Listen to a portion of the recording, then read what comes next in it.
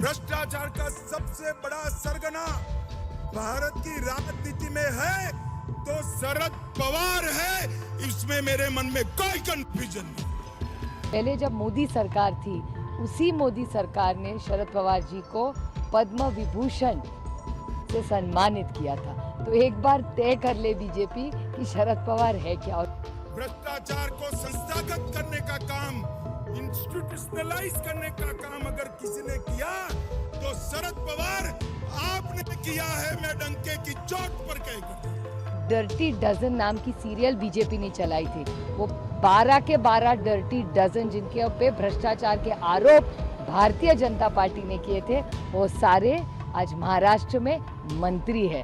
और एक बात, आज अमित शाह जी के प्रोग्राम में उनके पीछे जिसके ऊपर सबसे ज्यादा भ्रष्टाचार के आरोप हुए थे, अब अशोक चव्हाण जी, वो पीछे ही बैठे थे।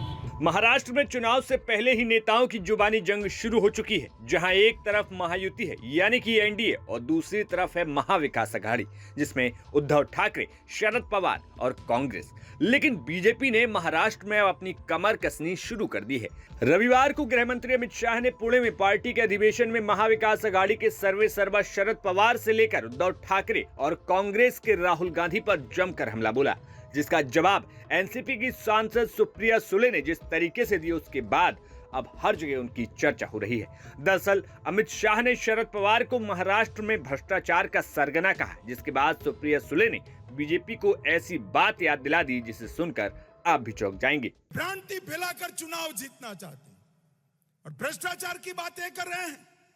भ्रष्टाचार का सबसे बड़ा सरगना भारत की राजनीति में है तो शरद पवार है, इसमें मेरे मन में कोई कंफ्यूजन नहीं। आप क्या आरोप कर रहे हो हम पर? इस देश में कोई भी सरकार में भ्रष्टाचार को संस्थागत करने का काम, इंस्टीट्यूशनलाइज करने का काम अगर किसी ने किया तो शरद पवार आपने किया है। मैं डंके की चोट पर कह हम पर आप भ्रष्टाचार का आरोप लगा रहे हो। और इस बार शरद पवार जी, मेरा ये बापट सभागृह में बैठा हुआ कार्यकर्ता ढंग से जान गया है, आपके झूठ नहीं चलेंगे। मैं बता कर देता हूं, चलेंगे क्या? अरे जोर से बोलो, चलेंगे क्या? चलेंगे क्या? घर घर जाकर इस झूठ का जवाब देना है। सुन के मुझे हंसी भी आई, क्योंकि जिस सरकार में श्री अमित शाह जी है, उसी सरकार ने, वो जब मोदी सरकार थी, अभी तो यूपीए एनडीए सरकार है, पहले जब मोदी सरकार थी, उसी मोदी सरकार ने शरद पवार जी को पद्म विभूषण से सम्मानित किया था। तो एक बार तय कर ले बीजेपी कि शरद पवार है क्या। और दूसरी बड़ी बात कि जब जब आपको याद होगा, डर्टी डजन आप ही के चैनल में दिखाया था कि एक डर्टी डजन नाम की सीरियल बीजेपी ने चलाई थी। वो 12 के 12 डर्टी डजन जिनके ऊपर भ्रष्टाचार के आरोप भारतीय जनता पार्टी ने किए थे, वो सारे आज महाराष्ट्र में मंत्री है। और एक बात, आज अमित शाह जी के प्रोग्राम में उनके पीछे जिसके ऊपर सबसे ज्यादा भ्रष्टाचार के आरोप हुए थे, अब अशोक चव्हाण जी, वो पीछे ही बैठे थे अमित शाह जी के। तो आज तक 90% ऐसे लोग हैं जिन पे भ्रष्टाचार के आरोप अमित शाह जी या बीजेपी में कहे, सारे वॉशिंग मशीन से आज भारतीय जनता पार्टी में। तो एक बार भारतीय जनता पार्टी तय कर ले कि इस देश में भ्रष्टाचारी कौन है, क्योंकि वो शायद थोड़े से कंफ्यूज है, क्योंकि वही तो पवार साहब को पद्म विभूषण देते, आज वही उनको भ्रष्टाचारी कह रहे। पुणे में अमित शाह अपने संबोधन में काफी आक्रामक नजर आए, जहां अमित शाह ने शरद पवार को निशाने पर लेने के साथ साथ शिवसेना के उद्धव ठाकरे को औरंगजेब फैन क्लब का चीफ बता दिया।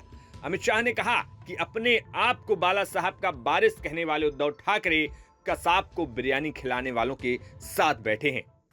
औरंगजेब फैन क्लब कौन है?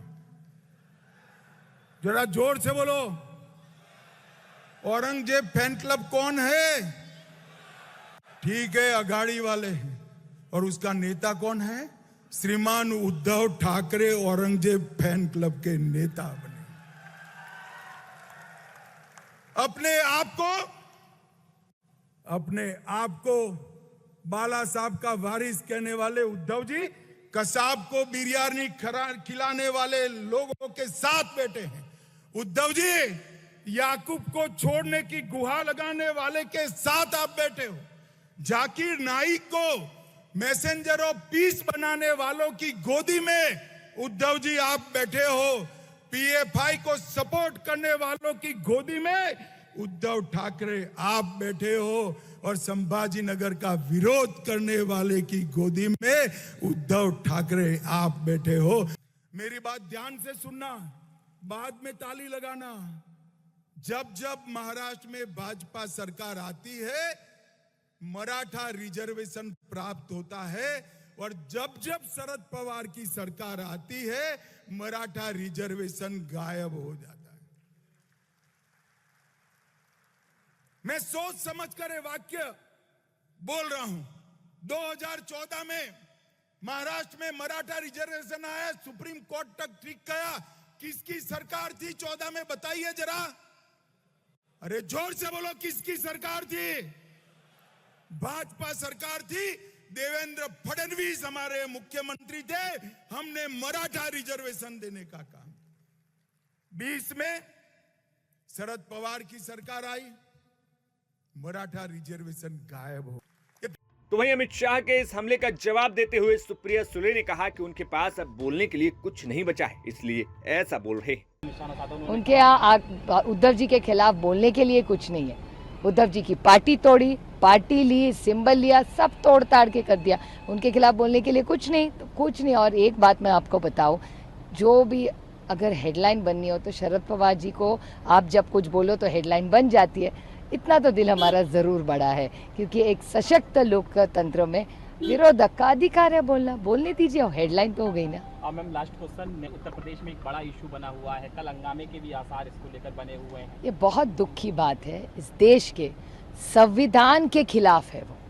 ये संविधान हर नागरिक को अधिकार देता है, सम्मान देता है, और ये जो षड्यंत्र आज कर रही है भारतीय जनता पार्टी, ये संविधान के खिलाफ है। और उत्तर प्रदेश में आज जो हो रहा है वो भी संविधान के खिलाफ है।